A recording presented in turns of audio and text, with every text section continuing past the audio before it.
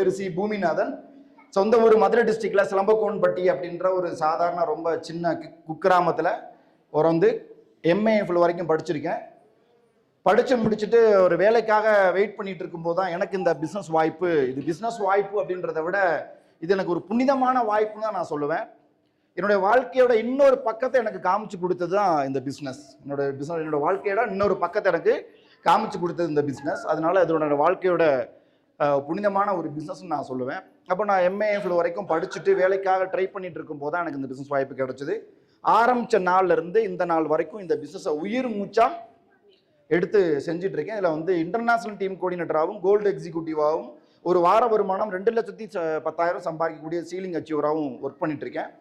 அதே மாதிரி என்னுடைய மனைவி பிருந்தா பூமிநாதன், அவங்களும் எம்ஏஎம்ஃபில் வரைக்கும் படிச்சுட்டு பிஹெச்டி பிஎட் வரைக்கும் படிச்சுட்டு இன்னைக்கு வந்து கான்டினென்டல் டீம் கோஆர்டினேட்டராக இருக்காங்க.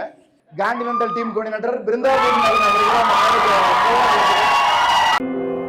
வேற எதுவும் தேவையில்லை, நீ மட்டும் போதும். கண்ணில் வைத்து காத்திருப்பேன் என்னவனாலும். உன்னெதிரில் நான் இருக்கும் ஒவ்வொரு நாளும். உச்சி முதல் பாதம் வரை வீசுது வாசம். தினமும் 1000 முறை பார்த்து முடித்தாலும் இன்னும் பார்த்திட சொல்லி பழுமனம் ஏன்.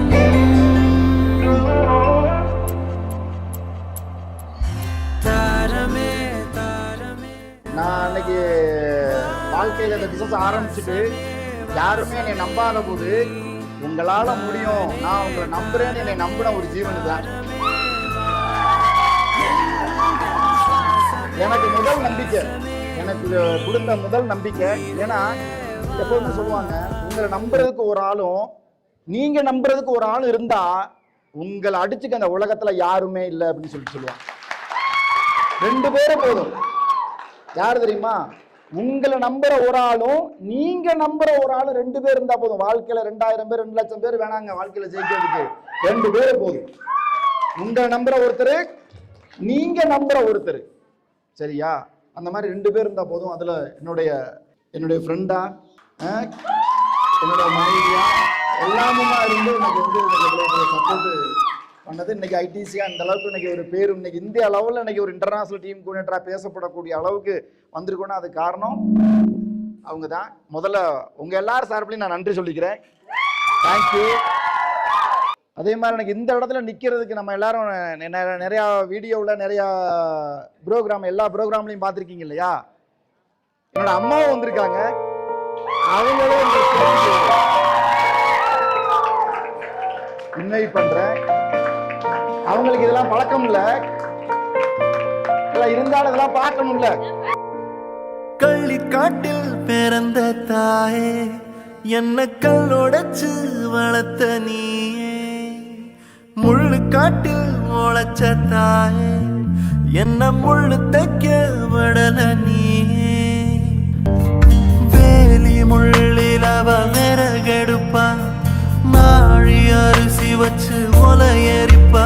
உள்ள உண்ட மிச்சமுண்டு உசுர் வளப்பா, தியாகமப்பா. கிழக்கு விடியும் முன்ன முழிக்கிறா, அவ உலக்க புடிச்சு தான் பிறக்குறா. மண்ண கிண்டித்தான் பொழைக்கிறா. நினைச்ச மாதிரியான ஒரு ட்ரெஸ் பண்றதோ, நினைச்ச மாதிரியான அதிகபட்சம் நான் ட்ரெஸ் பண்ணது வந்து பார்த்தோம்னா ஓசி ட்ரெஸ் தான் போட்டுட்டு யூஸ் பண்ண முடியாம இருக்கக்கூடிய ட்ரெஸ் தான் நான் வாங்கி கொடுப்பாங்க, நான் போட்டிருக்கேன். தீபாவளி பொங்கல் மட்டும்தான் அதிகபட்சம் புது ட்ரெஸ் பார்த்தோம்னா, அதிகபட்ச ட்ரெஸ்னா பார்த்தோம்னா தீபாவளி பொங்கல் மட்டும்தான். அதுவும் தீபாவளி அன்னைக்கு சாயந்தரம் தான் போய் என்ன பண்ணிட்டு வருவாங்கன்னா எடுத்துட்டு வருவாங்க. அந்த ட்ரெஸ் தீபாவளி வரைக்கும் தான் இருக்கும். தீபாவளிக்கு அடுத்த நாள் கிழிஞ்சிரும். அப்படிதான் அந்த ட்ரெஸ் இருக்கும். ஏன்னா அந்த அளவுக்கு கம்மியாக தான் எடுக்க முடியும் சூழ்நிலை. எங்கள் வீட்டில் வந்து அதிகபட்சம் மட்டன் கறியெல்லாம் பார்த்தீங்க அப்படின்னா, நீங்கள் நினைக்கிற மாதிரிலாம் கறிக்கடையெல்லாம் போய் கறி எடுக்க மாட்டாருங்க அப்பா. எங்கள் ஊரில் ஆடு நிறையா வளர்ப்பாங்க. எல்லா ஆடெல்லாம் என்ன பண்ணால் அப்பப்போ செத்து போயிடும். செத்து போன ஆடை என்ன பண்ணுவாங்கன்னா புதைக்க போவாங்கல்ல, எங்கள் அப்பா போய் புதைக்க வேணாம்னு சொல்லிட்டு அந்த ஆட்டிலேருந்து கறி எடுத்து வந்தால் எங்களுக்கு கறி, நாங்கள் அப்போ தான் கறி சாப்பிட்ருக்கோம் அந்த காலத்தில். ஒரு டைம் வச்சுங்களேன். இந்த மாதிரியான ஒரு சிச்சுவேஷன் இதெல்லாம் மீண்டு வரணுன்ற ஒரு வைராக்கியம் தான் இன்னைக்கு மைலஸ் பிசினஸ்ல இன்னைக்கு வர்றதுக்கான ஒரு காரணமா இருந்தது. என்னோட அம்மா எல்லா வகையிலையும் எனக்கு வந்து ஆரம்ப காலகட்டத்தில் இந்த பிஸ்னஸ் ஆரம்பிச்சும் போது சின்ன சின்ன விஷயம், கூலி வேலைக்கு போய் இந்த மாதிரி ட்ரைனிங்லாம் வரும்போது, ஒரு நாள் கூட நான் ட்ரைனிங் வரும்போது மீட்டிங்கோ ட்ரைனிங்கோ காசு இல்லைன்னு நான் வீட்டில் உட்காந்ததே இல்லை.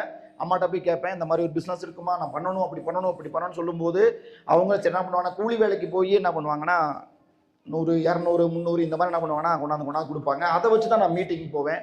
பணம் இல்லைன்னு ஒரு நாள் கூட நான் மீட்டிங் போகாமல் என்ன பண்ணதே இல்லைன்னா இருந்ததே இல்லை. தலையை அடமான வச்சாவது நம்ம மீட்டிங்ல போய் இருக்கணும் அப்படின்ற உணர்வோட இருந்ததுனால தான் இன்னைக்கு international team coordinator.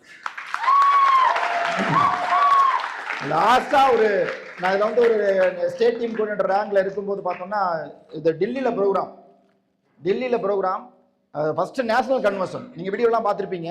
First national convention, கம்பெனியோட first national convention.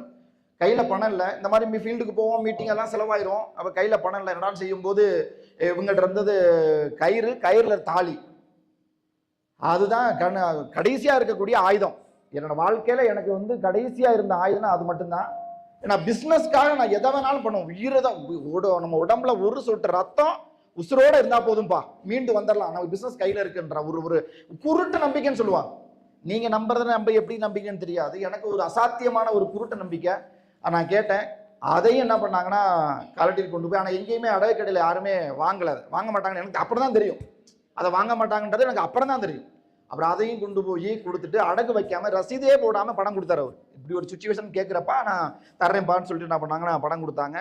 Program attend பண்ணேன். ஏன் நான் அதை சொல்கிறேன்னா, இது வரைக்கும் கம்பெனி அரேஞ்ச் பண்ண மீட்டிங்லையோ ட்ரைனிங்லையோ, என்னோட அப்ளைன் அரேஞ்ச் பண்ண மீட்டிங்லையோ ட்ரைனிங்லையோ ஒரு மீட்டிங்கோ ஒரு ட்ரைனிங்கோ நான் என்ன பண்ணதே இல்லை, மிஸ் பண்ணதே இல்லை. அதுக்கான பலன் தான் இன்னைக்கு இன்டர்நேஷனல் டீம் கோஆர்டினேட்டர். அதோட என்னோட குழந்தைங்க அடம் பிடிப்பாங்க, சாக்லேட் வேணும், அது வேணும், ட்ரெஸ் வேணும், அது வேணும், இது வேணும்ட்டு. என்னோட சுச்சுவேஷனை பார்த்து எனக்கேற்ற மாதிரி அவங்களும் என்ன பண்ணிட்டாங்கன்னா மாத்திட்டாங்க. இது இல்லை, இப்போ அப்பாட்ட காசு இல்லை, ஆரம்ப காலகட்டத்தில் வளரும் போது இது இல்லை அப்படின்னா ஆசைப்பட்டு என்ன பண்ண மாட்டாங்கன்னா எதுவுமே கேட்க மாட்டாங்க. ஏன்னா இப்போ கூட காசு இருக்கான்னு தான் கேட்டுட்டு தான் அப்புறம் எனக்கு இது வேணும்னே கேட்பாங்க. அந்த அளவுக்கு பக்குவமா குழந்தைங்களை வளர்த்ததுல வந்து இந்த ரெண்டு பேருக்குமே மிகப்பெரிய பங்கு இருக்கு. அப்படி அடம்பிடிச்சிருந்தாங்கன்னா நான் என்ன பண்ணிருக்க முடியாதுன்னா வளர்ந்துருக்க முடியாது. அந்த வகையில் இன்னைக்கு எனக்கு ஒரு பெரிய சப்போர்ட்டா இருக்கிறது என்னுடைய குழந்தைங்க தான்.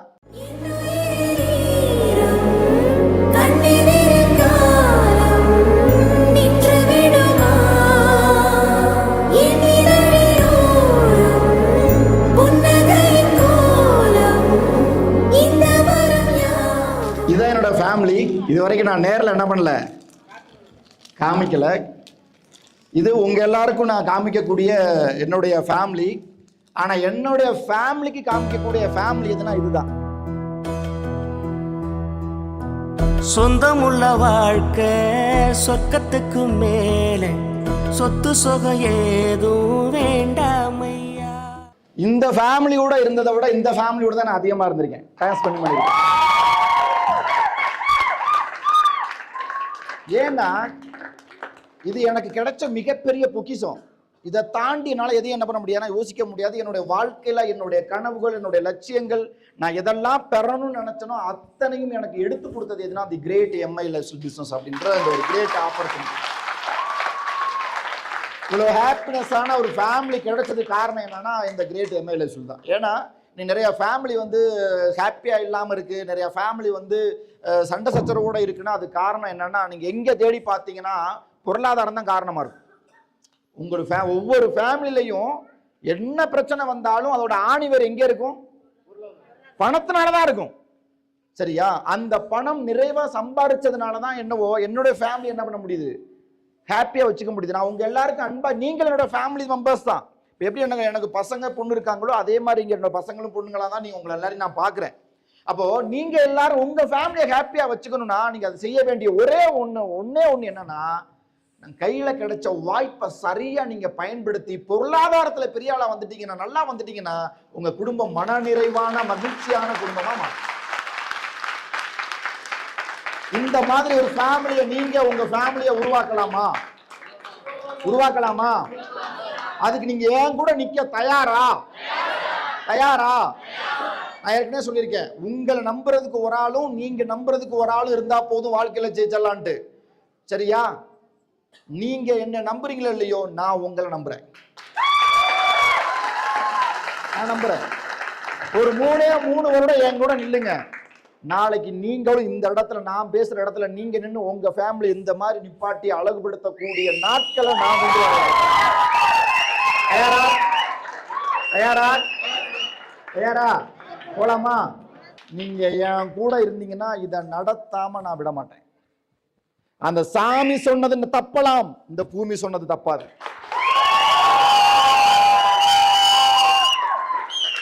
அந்த சாமி வாக்கு மாறலாம், இந்த பூமி வாக்கு அந்த அளவுக்கு ஒரு மிகப்பெரிய பிசினஸ் போயிட்டு இருக்குங்க. நீங்க கொஞ்சம் தீவிரமா செஞ்சீங்கன்னா இந்த லிஸ்ட்ல நீங்களும் என்ன பண்ணலாம். தயாரா? தயாரா? நம்ம வாழ்க்கை நம்ம கையில். உங்களுக்கு முன்னாடி நான் போறேன், என் பின்னாடி நீங்க வாங்க. ஒருபோதும் ஒரு நாளும் உங்களை நான் என்ன பண்ண மாட்டேன், சத்தியமா சொல்றேன், கைவிட மாட்டேன். என் லைஃப்ல என் உடம்புல உயிர்னு ஒன்று இருக்குன்னா அது ஒன் அண்ட் ஒன்லி மை லைஃப்ல மட்டும்தான். ஏன்னா எனக்கு இவ்வளவு பெரிய வாழ்க்கையை கொடுத்தது இதுதான், மைலேஜ் பிசினஸ். என் டீம்ல ஐடி போட்டு வரக்கூடிய ஒவ்வொரு நபரும் என்னுடைய சொந்தக்காரர். என் டீம்ல ஐடி போட்டு வர்ற ஒவ்வொரு நபரும் என்னுடைய சொந்தக்காரர் தான். என்னோட ஒட்டுமொத்த சொந்தமும் யாருன்னா நீங்க தான். என்னுடைய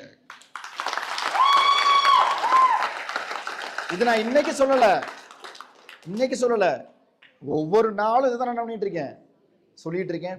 நீங்களும் இந்த மாதிரி ஒரு பெரிய சொந்தங்கள் என்ன பண்ணணும், உருவாக்கணும்.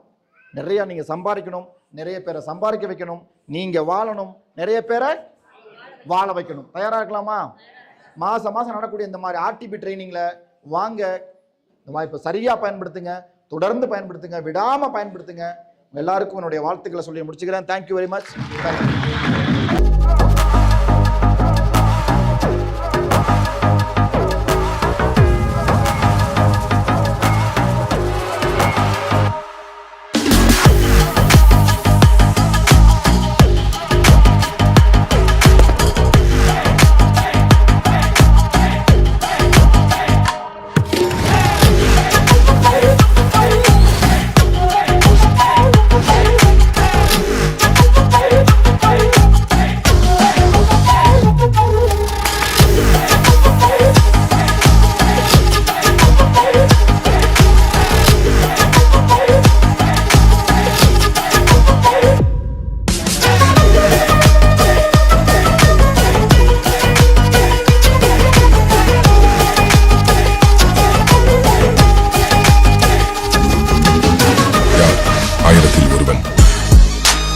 பரம்பரை சொத்து இல்லாமல், பணக்கார அப்பா இல்லாமல், வீழ்ந்தால் உதவ சொந்தங்கள் இல்லாமல், தனியாய் நின்று வாழ்க்கையில் முன்னேற முயன்று கொண்டிருந்தால் தட்டி கொடுத்துக் கொள்ளுங்கள் உங்களை.